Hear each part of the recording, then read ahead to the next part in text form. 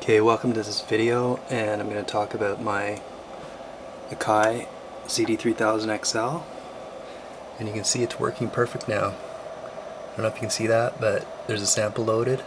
It's that squiggly line on the left, and it works perfectly, 100%.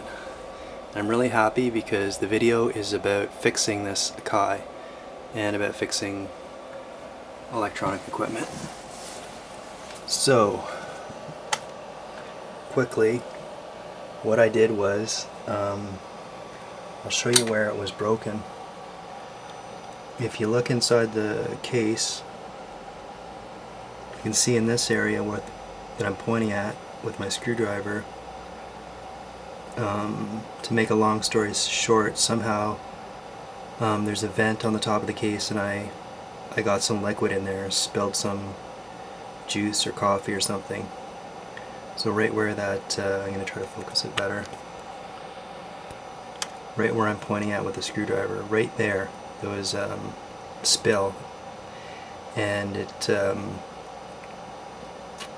I guess it happened a little while ago, and it kind of ate away at the circuit board there. So there was obviously some damage, and in that damage, some of the contacts became broken in the circuit board somehow. So this is really tricky because it's such a small area that you can't access that with a soldering iron and things like that, so it's really tricky. So what I'm going to do is I'm going to go through and show you the steps to fix this, and it could work on other motherboard situations where you have the same thing, where the trace on the motherboard has been broken in some way, and there's actually little holes through the motherboard where the trace connects from one side of the motherboard to the other side of the motherboard, and that's where the problems were with this Akai sampler. So I'm going to give you a couple steps. First of all, when you open the case, obviously, disconnect it from the power, turn it off. Okay.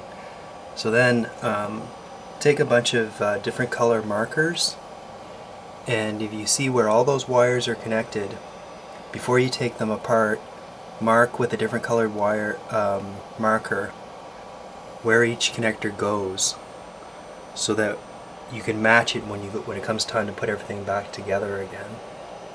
Okay? And then also another thing you can do is take photographs of the inside of everything, so you can use the photographs as a reference if you're not sure where something goes back. Okay? So for this particular Akai, it's kind of built like a tank. So you got the case screws came off the top, the whole top comes off. There's a side panel that comes off. There's a reinforcement bracket that comes off right here from the corner here. There's a bunch of screws. This is the first panel that has to come off first. So you have to take a bunch of screws off at the back of the case, a bunch of screws off the top that hold it in. Then both these circuit boards come out. Then this plate that holds the circuit boards, that comes out. And then it's pretty straightforward. All you do is you disconnect all the wires, and you have to pull the floppy wire right from the floppy.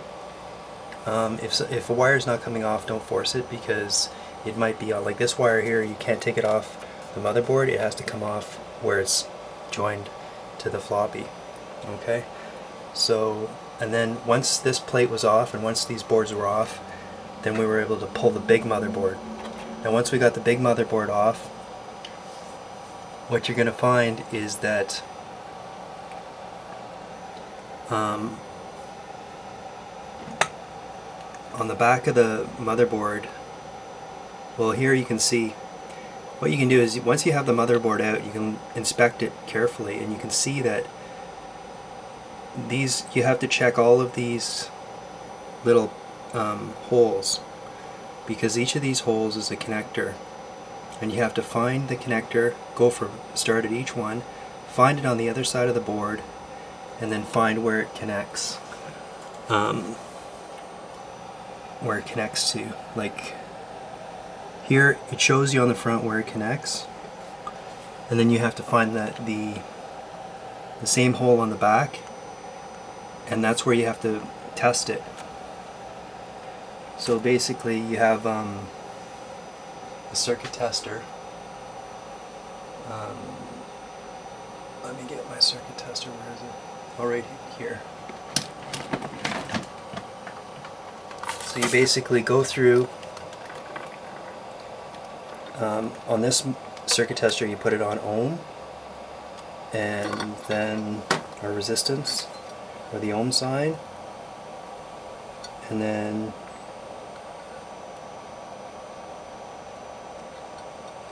press the selector a few times. So there, you've got continuity. So that tells you if your circuit's connected. You just put it on the 2 points and you'll hear the beep.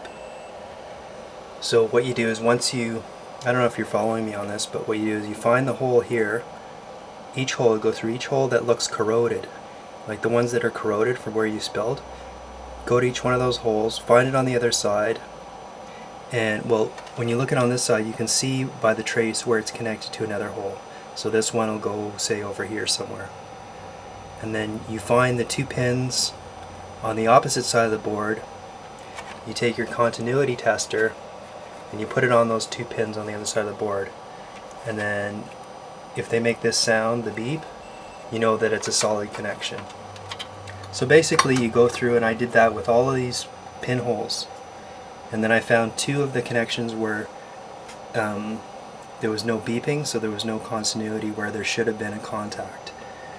So that way I knew where I had to make contact to fix it. So what I did was, when I found those points, I took a little marker and I drew on the back of the board. Like I had the motherboard right out of the case, so it was easy to work on. And then I took the marker and drew across. And then I took a fine wire, and I basically connected those points. So there was two basically areas where I had to put 2 little shunts of wire to connect it. And then I had to put the whole thing back together again, and it's working fine. So anyways, I hope that helps somebody.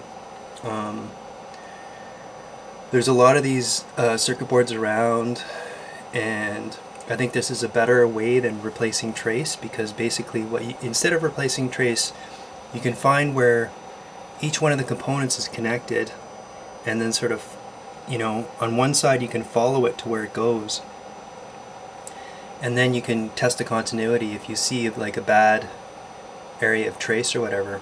And then what you can do is, instead of replacing the trace, what you can do is you can find a solderable point. And it's really great because on this side it's impossible to solder. Everything's so close together, there's plastic right there that'll melt, and it's just impossible to solder. But on the other side, there's actually exposed solder from the original solder, and it was easy just to solder right onto that exposed solder. So anyways, that's my little video on how to fix your electronics. Send me a note if you have any questions. Thanks for watching.